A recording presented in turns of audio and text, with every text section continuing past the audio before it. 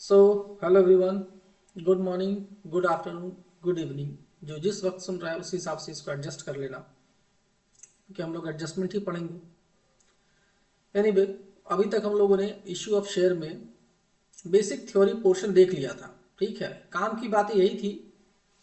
Types of capital मैंने आपको बताया था और ये भी समझाया था कि कैपिटल को बैलेंस शीट में कैसे डिस्क्लोज करोगे। और इस पोर्शन पे आपको 3 to 4 मार्क्स का एक क्वेश्चन देखने को मिलेगा एग्जाम में। सो बी प्रिपेयर्ड, वैसा क्वेश्चन आएगा। मैंने उसका एग्जाम्पल भी बताया था आपको और उस कॉन्सेप्ट को अच्छे से समझा दिया था। अब हम लोग आगे बढ़ेंगे। अब हमारे पास आता है अगला टॉपिक, इशू ऑफ शेयर्स का। शेयर जब इशू करोगे तो उसका कैसे कैसे अकाउंटिंग होगा वो हम लोग यहाँ पे अब देखेंगे। तो एज पर लॉ, इशू करने का शेयर जो कंपनी इशू लाती है उसके 3 तरीके दिए हुए आपके पास। ठीक है, थोड़ा जल्दी मैं करूंगा क्योंकि हमारे पास कंटेंट बहुत है बट टाइम थोड़ा कम है। अब देखिए, इसमें 3 कैटेगरी में आप इशू ला सकते हो। पहला by way of private placement, दूसरा पब्लिक सब्सक्रिप्शन और तीसरा for consideration other than cash. इसमें से 2 है कैश वाला, एक है नॉन कैश वाला। तीनों हम लोग करेंगे वन बाय वन। तो पहला शुरू करते हैं प्राइवेट प्लेसमेंट ऑफ शेयर से। ठीक है, ये आपके न्यूमेरिकल के लिए नहीं पर थ्योरी के लिए बहुत इंपॉर्टेंट है। तो देखिए इसमें क्या कहता है। पहले तो प्राइवेट प्लेसमेंट होता क्या है मैं आपको शॉर्ट में बता दूं, बाकी तो यहाँ पर नोटेड है ही नोट्स में। तो देखो, प्राइवेट प्लेसमेंट का मतलब यहाँ पे जो कंपनीज हैं वो एज ए लार्ज पब्लिक के बीच में जाके इशू नहीं लाती। जनरली कंपनी को जब बहुत ज्यादा फंड नहीं चाहिए, छोटा अमाउंट ऑफ फंड चाहिए और एक स्टैब्लिश्ड कंपनी है, स्टेबल कंपनी है, पुरानी कंपनी है, तो वो क्या करती है, पब्लिक के पास जाकर इशू ना लाकर अपने प्राइवेट जो पुराने शेयर होल्डर्स है, बैंकिंग कंपनीज है, इंश्योरेंस एजेंसीज है, उनके पास जाकर उनको ऑफर करती है कि आप एक काम करो कि आप ही लोग शेयर ले लो मेरे से, मुझे थोड़ा फंड की जरूरत है। और अच्छी कंपनीज के शेयर ऐसे हाथों हाथ बिक जाते हैं। उसी को कहते हैं प्राइवेट प्लेसमेंट। अब यहाँ पे कुछ बातें हैं जो आपको ध्यान रखनी है। पहली बात तो ये कि जो प्राइवेट प्लेसमेंट होता है यहाँ पे प्रोस्पेक्टस इशू नहीं होता। यहाँ पे क्या इशू होता है, statement in lieu of prospectus. ठीक है, ये एमसीक्यू में एक बार क्वेश्चन आया था, मे भी बाद में भी आ सकता है। आगे क्या याद रखना आपको, इसमें लॉक इन पीरियड होता है 3 साल का। वैसे इतना डिटेल पूछेगा नहीं पर फिर भी आप ध्यान रख लेना, इसमें लॉक इन पीरियड कितना होता है, 3 साल का। आगे देखें, इसमें कुछ कैटेगरीज और दिए हुए आपके पास, जैसे स्वेट इक्विटी शेयर्स। इसके बारे में क्वेश्चन आ गया था एक बार, तो मैं इसको बता दूं स्वेट इक्विटी शेयर्स क्या है। तो स्वेट का मतलब होता है पसीना, वहीं से ये वर्ड बना है स्वेट इक्विटी शेयर्स। तो कुछ ऐसे की इंप्लॉइज, क्या वर्ड यूज किया मैंने, की इंप्लॉइज, ऐसे की इंप्लॉइज जिनके नो हाउ की वजह से, जिनके एक्सपीरियंस की वजह से, जिनके टैलेंट की वजह से, आप यूं समझो स्किल्ड वर्कर, बहुत हाई पोस्ट पे भी हो सकते हैं, उनके वजह से कंपनी खड़ी है। तो कंपनी उनको लूज नहीं करना चाहती किसी हालत में। तो कंपनी को रोकने के लिए कंपनी चाहती है कि उनका भी कुछ फाइनेंशियल इंटरेस्ट कंपनी में इन्वॉल्व हो। उसके पर्पज से कंपनी क्या करती है, कुछ शेयर्स उनको बहुत कंसेशनल रेट पे इशू कर देती है। उसी को कहता है स्वेट इक्विटी शेयर्स। एक और होता है ESOP, employee stock option plan. इसमें बहुत सारे नाम हैं, बहुत सारे कैटेगरी। एक ईसॉप है, एक सार है, स्टॉक एप्रिसिएशन राइट, एक ईएसपीपी है। तो आपको उसका ओवरऑल मोटा मोटी आइडिया होना चाहिए क्या है ईसॉप। देखो, ईसॉप में क्या होता है, जो बहुत साल से इंप्लॉइज कंपनीज में काम कर रहे हैं, अब उनको लगता है कि कंपनी में हमारा भी कुछ इंटरेस्ट होना चाहिए। तो ऐसे इंप्लॉइज को प्रमोट करने के लिए, उनको एक बिलोंगिंगनेस लाने के लिए, अपनापन लाने के लिए कंपनी में, हम लोग उसको कंसेशनल रेट पे शेयर इशू कर देते हैं। उसको कहते हैं ईसॉप। उसको एक राइट देते हैं कि तुम चाहो तो हमारा शेयर मार्केट से इस रेट में ले सकते हो। अगर मार्केट में ज्यादा रेट चल रहा है तो जो डिफरेंस होगा वो कंपनी पे करेगी। ठीक है, ये एक वॉलंटरी ऑप्शन है। वॉलंटरी मतलब ऑप्शनल है आपके पास, आप चाहो तो इसको ले भी सकते हो, चाहो तो छोड़ भी सकते हो। ईसॉप और भी किसी केस में इशू किया जा सकता है। मान लो अगर कंपनी को किसी एम्प्लॉयज को टारगेट दिया, इतना टारगेट अचीव करना है और वो अचीव कर लिया, तो उसको मोटिवेट करने के लिए ईसॉप इशू किया जा सकता है। तो इन चीजों को कहते हैं ईसॉप। यहाँ भी लॉकिंग पीरियड है, पर यहाँ पे लॉकिंग पीरियड 1 साल का है। ठीक है, कुछ कंडीशन है इसके जो मैंने यहाँ नोट कर दी हैं, आप देख लो। सेम क्लास का शेयर होना चाहिए, ठीक है,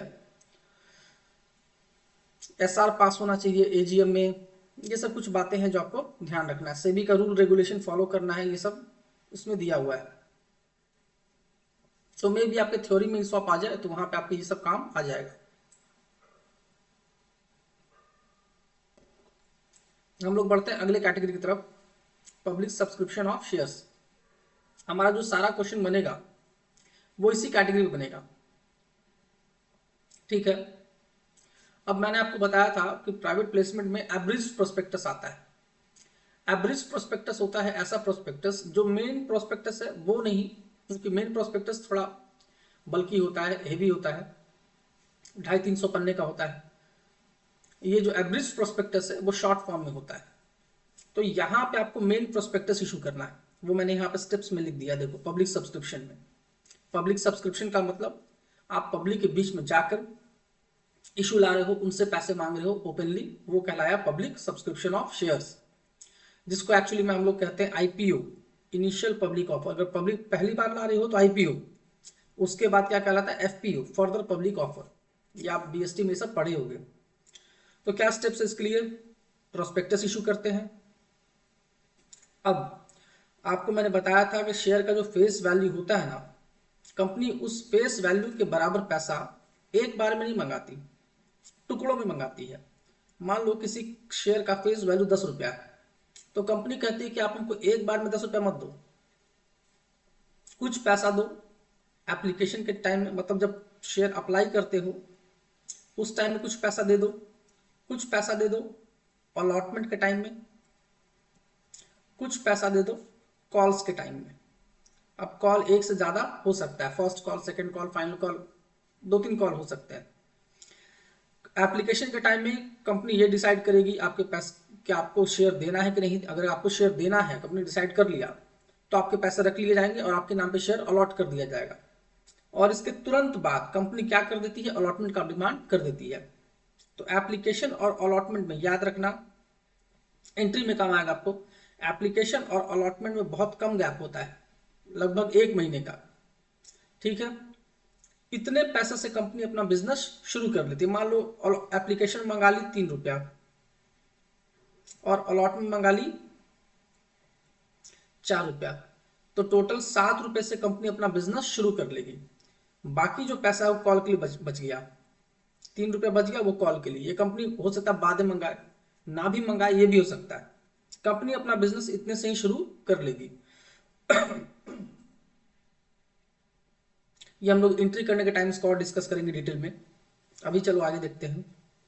चलिए ये हो गया, पहले कंपनी एप्लीकेशन मंगवाएगी, एप्लीकेशन का पैसा रिसीव करेगी। अगर आपका एप्लीकेशन एक्सेप्ट हो गया तो कंपनी फर्दर अलॉटमेंट मंगाती है। अलॉटमेंट के बाद अब हम लोग थ्योरी में कॉल भी मंगाएंगे। अलॉटमेंट के बाद, इसके बाद कंपनी क्या मंगाती है, कॉल मंगाती है। तो अलॉटमेंट के बाद कॉल में गैप होता है, 2-3 महीने से ज्यादा का गैप होता है, साल का भी गैप हो सकता है, ठीक है।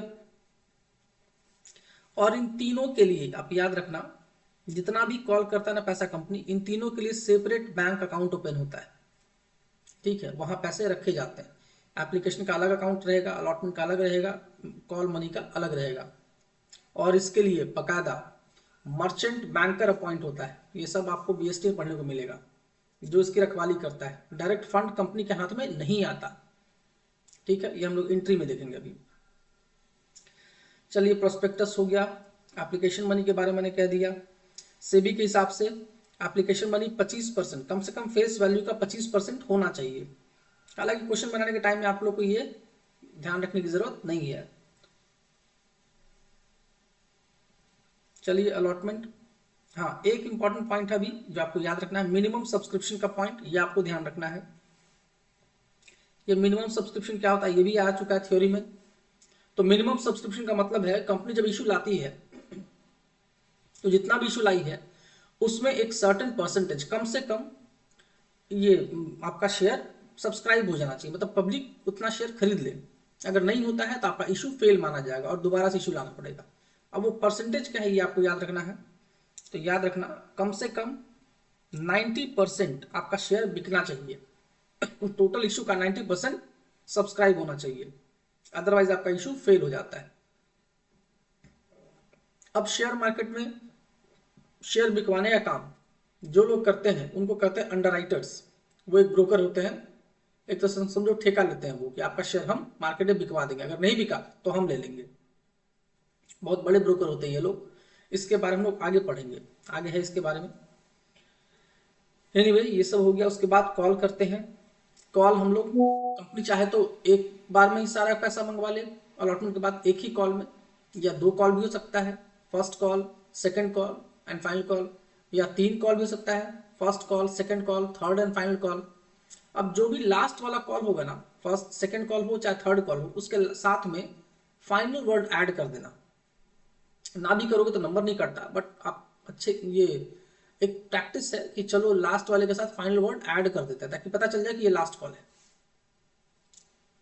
तो ये सब बातें आपको यहां मिल जाएगी। कंपनीज एक्ट में जो भी काम होता है कंपनी में, इनफैक्ट वो किसके मदद से होता है? आर्टिकल ऑफ एसोसिएशन के मदद से होता है। पढ़ा था आपने AOA and MOA, article and memorandum. अगर आर्टिकल नहीं है कंपनी में तो क्या काम आएगा? Table F, schedule 1 of companies act apply करता है। तो जिस कंपनी में आर्टिकल नहीं होता है वहां पे टेबल एफ अप्लाई करता है। अदरवाइज जो कंपनी का आर्टिकल में मेंशन है उसी अकॉर्डिंग हम लोग काम करते हैं। आर्टिकल में वही सब मेंशन होता है कि कैसे कंपनी काम करेगी। चलिए हम लोग मेन आते हैं अपने टॉपिक पे, जिस पर हमारा क्वेश्चन है वो है टर्म्स ऑफ इशू। यहां से आपका मेन स्टार्ट होगा। जो कंपनी इशू लाती है, तो देखो इशू लाने के 3 तरीके थे। इशू करने का 3 तरीका था।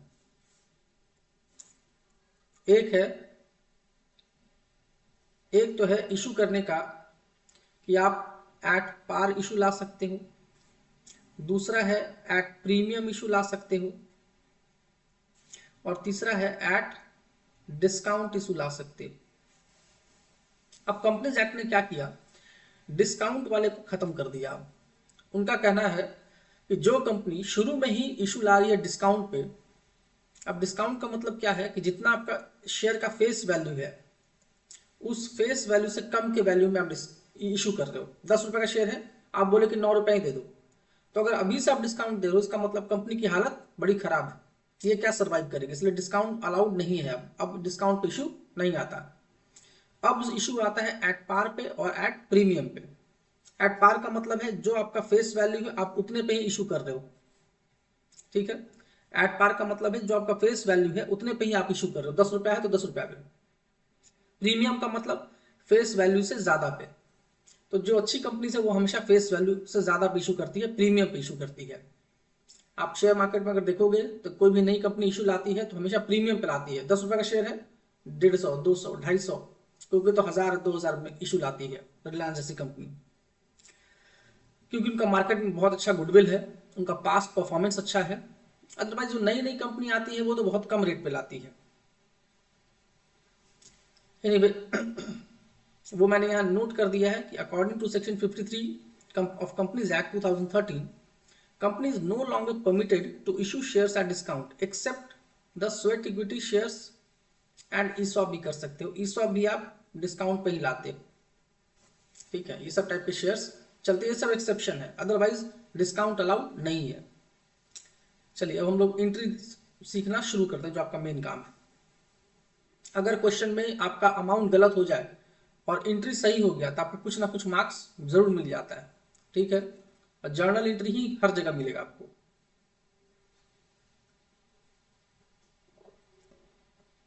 चलिए देखते हैं। पहला है पार। पार मतलब जितना का वैल्यू है, फेस वैल्यू है, उतने पे शेयर इशू कर दिया, उसको कहते हैं पार। जैसे एग्जांपल 10 रुपए का शेयर है, 10 रुपया पे इशू किए, ना कम पे ना ज्यादा पे, ठीक है। ज्यादा पे करते हैं तो प्रीमियम, कम पे करते हैं तो डिस्काउंट। अब इसका जर्नल एंट्री कैसे होता है? तो देखो पैसे भी हम 2 तरीके से मंगा सकते हैं। एक तो मैंने आपको बताया था कि कंपनी एक बार में पैसे ना मंगा के टुकड़ों में मंगाती है, ठीक है। एप्लीकेशन पे, अलॉटमेंट पे, या फिर कॉल के साथ तीन तीन बार मंगाती है या 4 बार मंगाती है। बट कभी कभी कंपनी चाहे तो एक बार में भी पैसा मंगाती है, उसको कहते हैं लमसम। क्या कहते हैं उसको? लमसम। एक बार में भी पैसा मंगा सकती है। अब ऐसे हालत में क्या एंट्री पास होगा? जब कंपनी एक ही बार पैसा मंगाती है तो देखिए मैंने वो सिखाया आपको यहाँ पे। आप क्या एंट्री कीजिएगा? पहला एंट्री एप्लीकेशन मनी रिसीव करने का एंट्री। तो मैंने आपको बताया था कि हर स्टेप के लिए अलग बैंक अकाउंट ओपन होता है। तो ये बैंक अकाउंट उसी अकाउंट को रेफर कर रहा है, तो पैसे बैंक अकाउंट में आएंगे। कंपनी का एप्लीकेशन अकाउंट जो है वहां पे पैसा आ जाएगा, तो बैंक अकाउंट इंक्रीज कर जाएगा, तो बैंक अकाउंट डेबिट। किस नाम से पैसा आया है? तो एप्लीकेशन के नाम से आया, तो टू शेयर एप्लीकेशन अकाउंट। ये जो शेयर एप्लीकेशन अकाउंट बनेगा, जो बैंक में अकाउंट खुला वो टेम्पररी अकाउंट है, एक तरह से ट्रांसफरिंग हेड है, इसका कोई नेचर नहीं होता। पैसा बैंक में आ गया तो ये क्रेडिट हो गया। अब ये पैसा एप्लीकेशन से निकल के कहां चला जाता है? कैपिटल में चला जाता है। तो क्या एंट्री बन जाएगा? Share application account debit to share capital. अब देखो तो अल्टीमेटली क्या एंट्री बना? एप्लीकेशन क्रेडिट हुआ, एप्लीकेशन डेबिट हुआ, एप्लीकेशन आपस में कैंसिल हो गया। ठीक है, एप्लीकेशन जो है वो आपस में कैंसिल हो गया। एंट्री क्या बना? एंट्री बना bank account debit to share capital. ये तो आप बचपन से करते आ रहे हो, बैंक टू कैपिटल, वही तो एंट्री बना। तो एक बार एप्लीकेशन क्रेडिट हुआ, एक बार एप्लीकेशन डेबिट हुआ, पैसे बैंक से ट्रांसफर हो गए कैपिटल में, एप्लीकेशन का काम खत्म, अकाउंट क्लोज। तो जब इशू होता है तो एक ही बार में सारा हो जाता है। तो जनरली आपको क्वेश्चन में सिर्फ एप्लीकेशन नहीं मिलेगा, एप्लीकेशन के साथ साथ यहीं पे अलॉटमेंट भी हो जाता है। तो एप्लीकेशन एंड अलॉटमेंट अकाउंट साथ ही साथ आपको मिल जाएगा। तो यहाँ पे एप्लीकेशन एंड अलॉटमेंट अकाउंट भी देखने को मिलेगा। देखिए वही बात मैंने यहाँ पे लिख दिया है। When issue price is payable in lump sum, entry may be passed through share application and allotment account। में भी क्या सही पास ही होता है। ठीक है, चलिए अब आगे देखते हैं। जब इंस्टॉलमेंट मंगाते हैं, मतलब कि एप्लीकेशन का पैसा, अलॉटमेंट का पैसा, फर्स्ट कॉल का पैसा ऐसे टुकड़ों में मंगाते हैं, उसको कहते हैं इंस्टॉलमेंट मंगाना। तब कैसे करते हैं? इंस्टॉलमेंट वाले केस में यही क्वेश्चन आपको मैक्सिमम आते हैं, यही एंट्रीज। तो बहुत सिंपल है। पहला है आप एप्लीकेशन मनी पहले रिसीव करोगे, ऑब्वियस सी बात है। शेयर होल्डर पहले आपके पास अप्लाई करता है, पूछता है कि सर मुझे आपके कंपनी का इतना शेयर चाहिए, वो उतना पैसा आपको देता है। अब अगर आप उसको शेयर दोगे तो पैसा रख सकते हो, नहीं दोगे तो पैसा आपको वहीं के वहीं वापस करना पड़ता है। वो भी एंट्री हम लोग देखेंगे। तो पहले तो पैसा आएगा आपके पास, तो आपके बैंक अकाउंट को डेबिट करोगे। आप क्या करोगे? बैंक अकाउंट को डेबिट करोगे, शेयर एप्लीकेशन अकाउंट को क्रेडिट करोगे। नरेशन में दिखाओगे एप्लीकेशन मनी रिसीव्ड। अब अगर उसका एप्लीकेशन एक्सेप्ट हो गया तो अलॉट करोगे उसको शेयर। एंट्री क्या करोगे? Share application account debit to share capital account. ये पैसा कैपिटल में ट्रांसफर कर दिया जाता है। और अगर रिजेक्ट हो जाता है तो एक लेटर ऑफ रिग्रेट होता है, जिसके साथ ये मैसेज जाएगा और उसका पैसा आपको वापस करना पड़ेगा। नहीं वापस करोगे तो उस पर फाइन, पेनाल्टी सब है। ठीक है, आगे देखें। अब नेक्स्ट स्टेप, अप्लाई कर लिए, एप्लीकेशन मनी रख लिए। अब नेक्स्ट स्टेप है अलॉटमेंट। पैसा ट्रांसफर करते के साथ साथ तुरंत हाथ के हाथ हम अलॉटमेंट भी ड्यू कर देते हैं। यहाँ पे इंपॉर्टेंट वर्ड क्या है आपको ध्यान देना है, ड्यू हो रहा है। यहाँ पे रिसीव यहाँ पे हो रहा है, मतलब एप्लीकेशन में रिसिप्ट पहले होता है और ट्रांसफर, ठीक है, ट्रांसफर बाद में होता है। बाकी जितने भी कॉल होंगे वहां पे ड्यू पहले होगा और रिसिप्ट बाद में होगा। ऐसा क्यों? क्योंकि पहली बार में आपको नहीं पता है कि आपको वो शेयर, आपको उसको शेयर देना है कि नहीं देना, तभी तक वो शेयर होल्डर नहीं बना है। एक बार जब शेयर होल्डर बन जाता है तो कंपनी की उसके ऊपर राइट हो जाती है। अब कंपनी उसे क्लेम करेगा ही पैसा, और वो बाउंड है कि वो टाइम पे कंपनी को पैसा देगा। ये बात प्रोस्पेक्टस में पहले ही मेंशन होती है। ऐसा नहीं कंपनी आपको एट रैंडम बताता, वो शुरू में बता देता है। इसलिए कंपनी अज्यूम करके चलता है कि अब अलॉटमेंट को ड्यू कर लो, और अलॉटमेंट का जब पेमेंट का टाइम होगा तो शेयर होल्डर पेमेंट करेगा। नहीं करता है तो उस केस में हम लोग क्या एक्शन लेते हैं वो भी हम लोग आगे देखेंगे। तो एंट्री क्या होता है ड्यू करने का? तो शेयर अलॉटमेंट नाम का जो अकाउंट उसको डेबिट कर दो, और कैपिटल को पहले ही रेज कर दो, क्रेडिट कर दो पहले ही। अब जब पैसा आएगा तो again bank account debit to share allotment होगा, कैपिटल नहीं, कैपिटल को तो पहले ही आपने रेज कर लिया, अलॉटमेंट को क्रेडिट करोगे। क्यों ऐसा करते हैं? ताकि अलॉटमेंट अलॉटमेंट कैंसिल हो जाए और अल्टीमेट एंट्री क्या बच जाए, bank account debit to share capital. यहां भी नेट रिजल्ट वही आया, एक तरफ बैंक बढ़ा एक तरफ कैपिटल बढ़ा और आपका अकाउंट मैच कर गया। सेम एंट्री होगा फर्स्ट कॉल में या फाइनल कॉल में या सेकंड कॉल में, आगे जितने भी कॉल होंगे सब में पहले ड्यू करोगे फिर रिसिप्ट करोगे। तो share first call account debit to share capital account, due करने का, फिर bank account debit to share first call account. देखो फर्स्ट कॉल कैंसिल, एंट्री क्या बना, bank account debit to share capital. बस इतना एंट्री आपको याद रखना है, ठीक है। अब हमारा नेक्स्ट पार्ट क्या है, प्रीमियम का। अगर प्रीमियम पे मंगाते हो शेयर, मतलब फेस वैल्यू उसका प्रीमियम को मतलब कि मान लो शेयर का वैल्यू 10 रुपया है और इशू कर रहे हो 12 पे, तो ये जो 2 रुपया है ये क्या है, प्रीमियम है। अब ऐसे केस में क्या करोगे, देखो यहाँ पे लॉ साफ साफ कहता है कि जो ये 2 रुपया प्रीमियम है इसको एक सेपरेट अकाउंट में आपको ट्रांसफर करना है जिसका नाम है सिक्योरिटी प्रीमियम रिजर्व अकाउंट, यहां पे लिखा है, ठीक है। ये एक कैपिटल रिसिप्ट होता है, ये याद रखना। इसका यूज कहाँ है वो सेक्शन अलग से बताया है, उस पर क्वेश्चन आता है कई बार आया है, इसलिए वो याद रखना आपको। इसका नाम याद रखना आपको, SPR, security premium reserve account, short में हम लोग इसको एसपीआर बोलते हैं। एग्जाम में शॉर्ट फॉर्म मत करना, आप एग्जाम में फुल फॉर्म लिख के आओगे। बैलेंस शीट में कहा जाता है एसपीआर, ये भी मैंने यहाँ बता दिया आपको। बैलेंस शीट में जाता है शेयर होल्डर्स फंड में, और सब हेड कौन सा है इसका, रिजर्व एंड सरप्लस, ठीक है। ये हम लोग लास्ट वाले बुक में ही पढ़ेंगे, ये बहुत इंपॉर्टेंट है, इसको आप अच्छे से याद कर लेना। यूटिलाइजेशन, इससे क्वेश्चन आएगा, थ्योरी बहुत चांस है, 3 मार्क्स 4 मार्क्स का थ्योरी क्वेश्चन एक दे देगा। सेक्शन याद करने की जरूरत नहीं, याद है तो लिखना, नहीं है तो कंप्लीट छोड़ देना, कोई दिक्कत नहीं है। कंपनीज एक्ट में सेक्शन 52 सब सेक्शन 2 क्या कहता है, सिक्योरिटी प्रीमियम में be applied only for the following purposes. इन्हीं 5 वजह चीजों में प्रीमियम का इस्तेमाल हम लोग कर सकते हैं, अदरवाइज नहीं कर सकते आप। पहला है bonus share, fully paid bonus share issue करने के लिए। बोनस शेयर क्या होता है कि जो पहले से जो शेयर होल्डर है उनको फ्री में शेयर दे देना, वही बोनस शेयर है। या फिर प्रिलिमिनरी एक्सपेंसेस, उसको राइट ऑफ करने के लिए, जो कंपनी को शुरू करने में जो खर्चे लगे तो उसको कहते हैं प्रिलिमिनरी एक्सपेंसेस, उसको राइट ऑफ खत्म करने के लिए इसको इस्तेमाल किया जा सकता है। या फिर राइट ऑफ करते हैं एक्सपेंसेस, कौन सा एक्सपेंसेस, तो कैपिटल रिलेटेड एक्सपेंसेस, कौन सा, कमीशन, डिस्काउंट, किस चीज में, इश्यू ऑफ सिक्योरिटीज और debentures of the company. Company का जो शेयर या डिबेंचर इशू करते हो उसमें अगर कोई डिस्काउंट वगैरह हुआ है, कोई कमीशन वगैरह पेमेंट किए हो, कुछ खर्चा हुआ सीधे सीधे शब्दों में, उसमें आप इसको एडजस्ट कर सकते हो। या फिर to provide premium payable on redemption of any redeemable preference share और डिबेंचर। आगे पढ़ेंगे हम लोग, एक रिडम्पशन चैप्टर होता है, अब तो हटा दिया आप लोग में, पर थोड़ा सा आपको मिलेगा डिबेंचर में, जहां पे रिडीम करते हैं हम लोग, मतलब रिपेमेंट करते हैं, तो वहां पे कभी कभी ज्यादा पेमेंट करते हैं।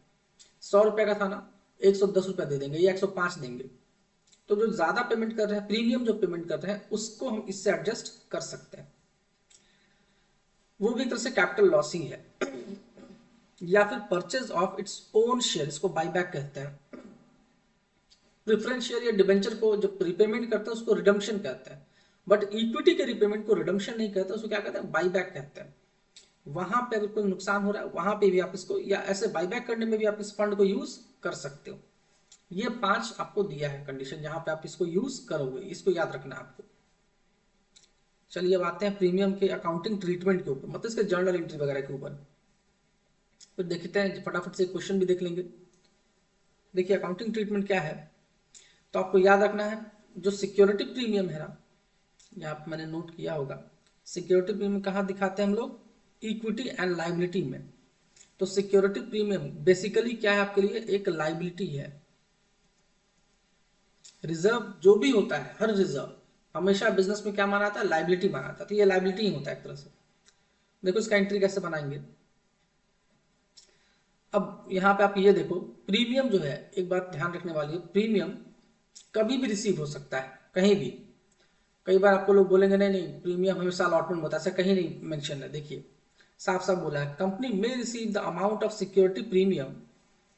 amount of security premium either with the application money or allotment money or even with the calls depending on terms of issue।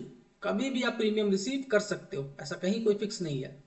हाँ ये बात है कि हम लोग एक अजम्पशन लेके चलते हैं, अगर क्वेश्चन साइलेंट है तो हम लोग ये अजम्पशन लेके चलते हैं कि प्रीमियम ड्यू हुआ होगा या मिला होगा अलॉटमेंट मनी के ही साथ में।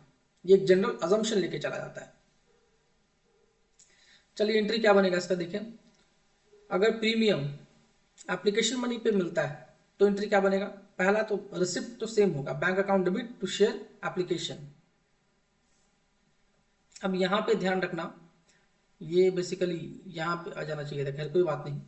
आपका जो ये बैंक अकाउंट है इसमें एप्लीकेशन मनी और प्रीमियम दोनों आया होगा एक ही बार में, बट इसको हम लोग बाइफरकेट करते हैं और ट्रांसफर के टाइम में बांटते हैं। कैपिटल का पोर्शन कैपिटल में और प्रीमियम का पोर्शन प्रीमियम में। इसलिए देखो जो अलॉटमेंट का एंट्री होगा वो कैसे होगा, शेयर एप्लीकेशन अकाउंट डेबिट, ताकि ये खत्म हो जाए, डेबिट क्रेडिट खत्म हो गया। कैपिटल में जाएगा एप्लीकेशन मनी जो टुवर्ड्स शेयर कैपिटल है, जो सिर्फ एप्लीकेशन मनी का पार्ट है वो जाएगा कैपिटल में। सिक्योरिटी प्रीमियम रिजर्व कहाँ जाएगा, तो प्रीमियम पेबल ऑन एप्लीकेशन, जो प्रीमियम एप्लीकेशन पर मिला वो कहाँ जाएगा, सिक्योरिटी प्रीमियम रिजर्व अकाउंट में जाएगा। ठीक है, यहाँ पे आपका चेंज बाइफर्केशन हो गया। मान लो एप्लीकेशन में आपको 2 रुपया मिला है और प्रीमियम 1 रुपया, तो 2 रुपया यहाँ जाएगा 1 रुपया यहाँ जाएगा, पर बैंक में 3 रुपया आएगा। ये हम लोग क्वेश्चन में देख लेंगे।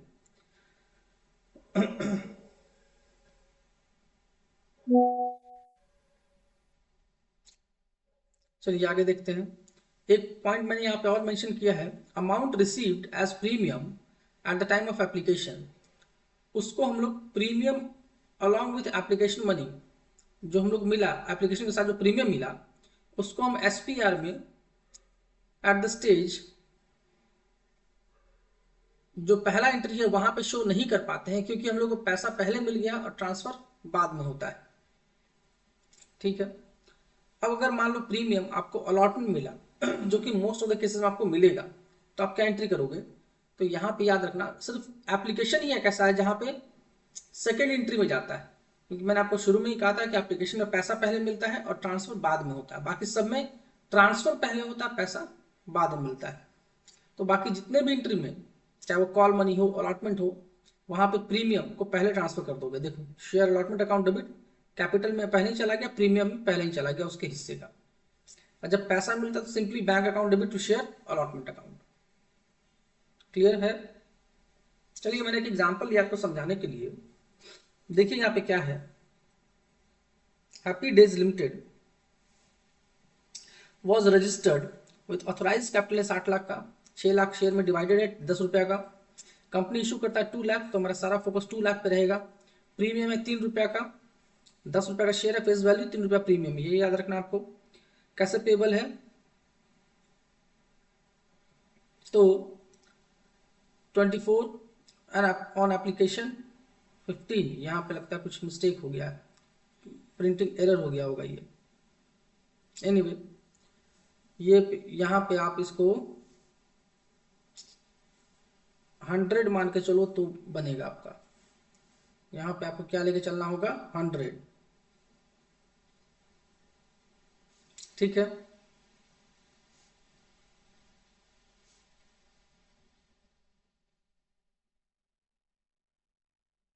एनीवे चलिए इस क्वेश्चन को हम लोग आगे डिस्कस कर लेंगे, पहले आप यहाँ तक कर लो। ठीक है, इसके अलावा आप एग्जाम्पल भी देख लेना। यहाँ पे आपका जो एंट्री है वो सारा मैंने कर दिया था ताकि मैं अगर आपको दिखा सकूं, पर लगता है यहाँ पे अमाउंट थोड़ा मिसप्रिंट हो गया है, उसको हम लोग देख लेते हैं, उसके बाद नेक्स्ट क्लास में इसको डिस्कस करेंगे। आज का वीडियो वैसे ही काफ़ी लंबा हो गया है, ऐसे आज हो भी नहीं पाता। चलिए आज यहीं पे छोड़ते हैं, अगले क्लास में हम लोग इस एग्जाम्पल को देखेंगे और उसके बाद आपका अगला टॉपिक शुरू करेंगे अंडर सब्सक्रिप्शन का। ठीक है, सो थैंक यू, आज यहीं पे रुकते हैं।